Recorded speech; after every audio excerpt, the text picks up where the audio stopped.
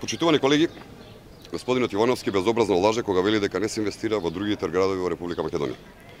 Досега се извршени реконструкција, санација, адаптација на 126 основни училишта и 65 средни училишта, доградби и надградби на 7 основни училишта и 4 средни училишта, како и санација и реконструкција на санитарни јазли во 345 основни училишта. Во 14 училишта е воведено топловодно грејење. Се реализира проектот за изградба на 21 училишта во селата низ Македонија. СДСМ го премолчува податокот на ДСС дека невработеноста се намалува во услови на економска криза од 31,8 за четвртиот квартал минатата година на 31,6% во прв квартал годинава.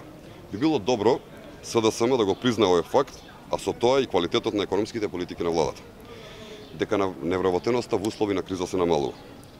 СДСМ исто така го премолчува и фактот што во последната година од нивното владење, во 2006 година, кога немаше светска економска криза, невработеноста беше 37,9%, што е за околу 6% повисока од сега. Во изминатиот период остварени се историска највисоките стапки на раст на БДП од 6,1% во 2007 година и 5% во 2008 година. По започнувањето на големата светска економска криза, повторно во 2 од 3 години остваривме позитивен раст на БДП, 2,9% во 2010, 3% во 2011. Во целина во периодот од 2007 до 2011 година, во кој во 4 од 5 години имаше и се уште има голема светска економска криза, остварен е просечен раст на БДП од 3,2%.